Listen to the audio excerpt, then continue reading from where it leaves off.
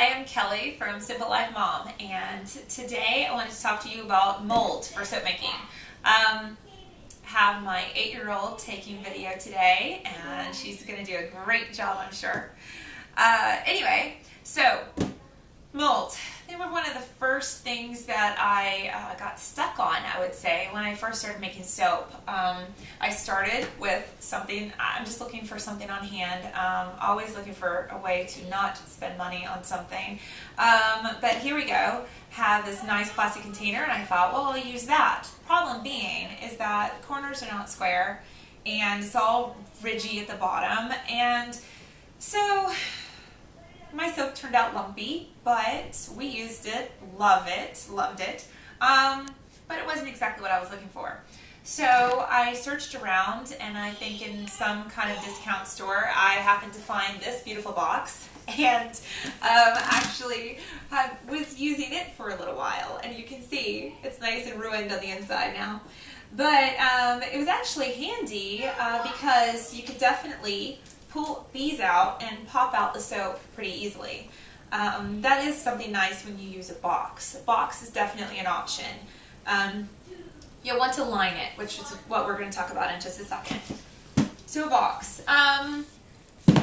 People use glass baking dishes. Works perfectly fine. And anything that isn't perfectly straight, or you don't have a corner that's just right how you want it, you can use a good trusty potato peeler and just give it a little slice and just straighten it right out if you want. This I found at Salvation Army, I think, a Salvation Army store, and I believe it was at once hung on a wall, and it was for like putting little things on it or something, I don't know, like a little shelf. But I saw it was only $1, and I was all excited. So anyway, this is what I use for all my soap making now, because it is the perfect length for a bar of soap. And then I can you can actually see the dark line where I have filled it up to often.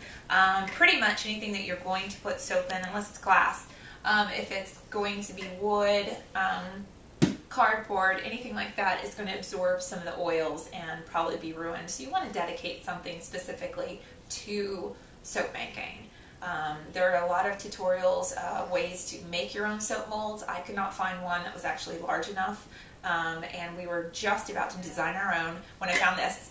But you can definitely design and make your own mold. Now, once you've found that mold that you love, the problem is, again, once you get that soap in there, how do you get it out? So, this is something that I also struggled with at first. I was told, just use a glass dish, and then if it gets stuck in there, you could always put it in the freezer, and that will cause things to shrink a little, and then you can pop it right out. That did not work for me. It did not work at all. Another thing that I tried is using just plastic wrap, just normal plastic wrap. And then it did not work because it just ripped. It folds a lot and gets stuck. And so you have all these crinkles and everything through your soap, again, and then I'm trying to pull it out and it just rips. Best thing that I found is parchment paper or wax paper. It works great. So what I do is I will line this with this, probably this way. I will line it, get it down in there. I'll use little pieces of tape to secure it, make it as smooth as possible.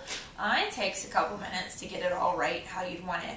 And then after I pour the soap, then I will take another strip of this, fold it over so it fits perfectly down in, and just lay it gently right on top of the soap.